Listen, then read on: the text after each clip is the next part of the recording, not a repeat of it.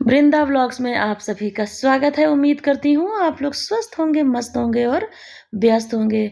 दोस्तों, कल जो है वो 27 नवंबर 2023 गुरु नानक देव जयंती मनाई जाएगी पूरे देश में, और उनके बारे में जानते हैं और गुरु जी का आशीर्वाद लेंगे।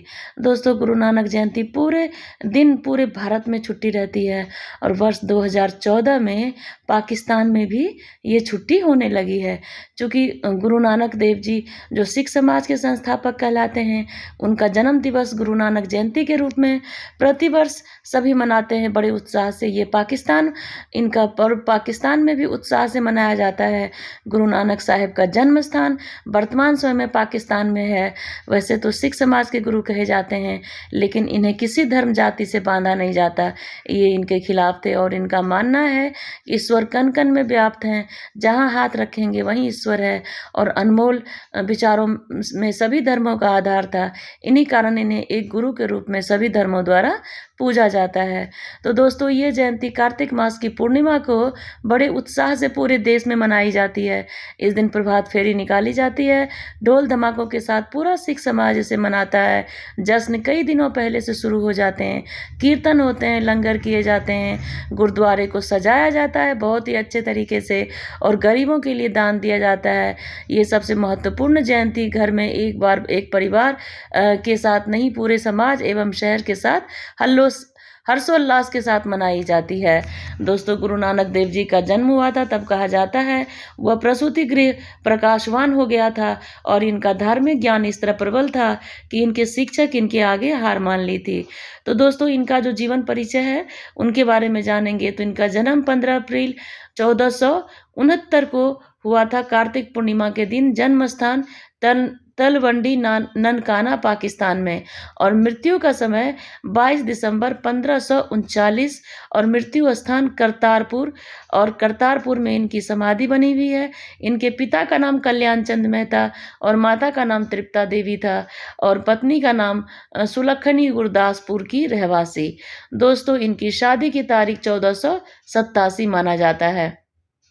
इनके 2 बच्चे हैं, श्रीचंद और लक्ष्मीदास, और भाई बहन इनके बहन बेबे नानकी के नाम से प्रसिद्ध हैं, और प्रसिद्धि इनको प्रथम शिव गुरु के नाम से हुई, और रचनाएं इनकी गुरु ग्रंथ साहिब गुरबानी की रचना की, और गुरु का नाम गुरु आनंद, और शिष्य का नाम 4 मर्दाना, लाहना, बाला और रामदास इनके शिष्य थे 4।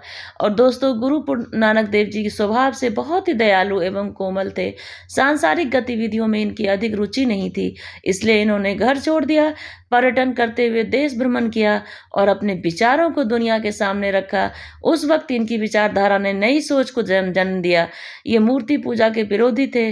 धार्मिक कर्मकांड के बजाय सरल एवं सत्य आचरण को ही ईश्वर की भक्ति कहते थे। इन्होंने भारत, पाकिस्तान और अफगानिस्तान के कई स्थानों पर जाकर मनुष्य जाति को ईश्वर से परिचय करवाया, और सदैव एकता एवं समरूपता का ज्ञान दिया। इनकी एक कथा सदैव याद रखी जाती है।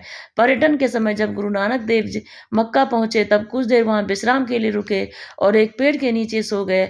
जब इनकी नींद खुली तो कुछ लोग इनके चारों तरफ खड़े थे। इन्होंने पूछा कि आप कौन हो? तो ऐसे कैसे अपने पैर पवित्र काबा की तरफ करके सोए हो? सभी ने पैर हटा दी। तब नानक जी ने कहा, भाई, जिस दिशा में काबा ना हो उस तरफ मेरे पैर घुमा दो। उन लोगों ने पैर घुमाए। जिस तरफ पैर घुमाते थे उसी तरह काबा दिखाई देने लगता। जितनी बार वो ये जगह, हर बार काबा ही दिखाई पड़ा। इस पर गुरु नानक देव जी ने कहा, बेटा, इस संसार के हर कोने में खुदा का वास है, जहाँ तुम देखो वहीं खुदा है। इस प्रकार गुरु नानक देव जी ख्याति फैलने लगी।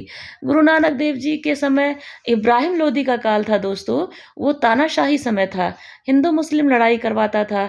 इस पर नानक देव जी सभी को एक राह दिखाते थे।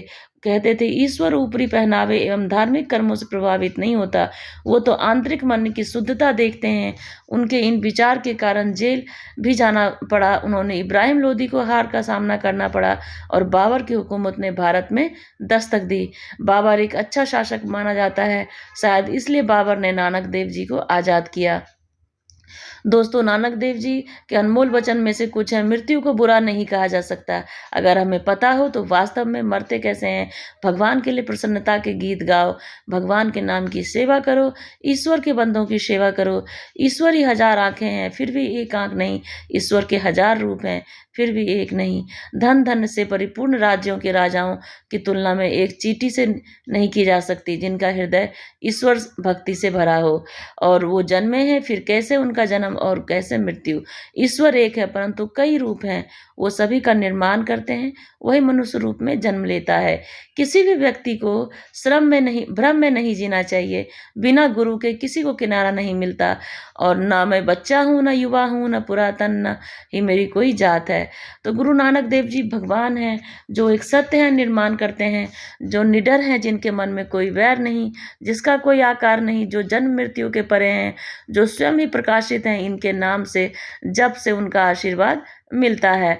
अर्थात हरि बिनु तेरो को न सहाई, काकी मात पिता सुत बनीता को काहू को भाई।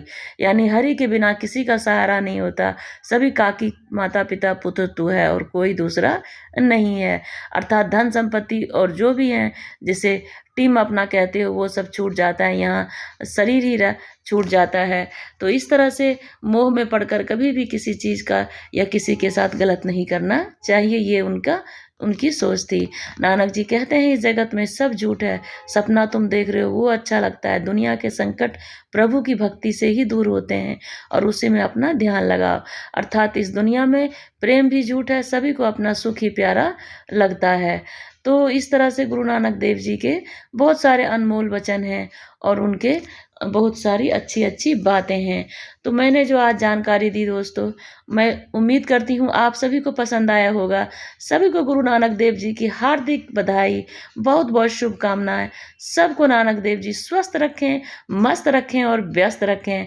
तो इसी उम्मीद के साथ अगर आपको मेरी वीडियो पसंद आए तो प्लीज़ इसे लाइक करें, शेयर करें, सब्सक्राइब जरूर करें। Thank you so much.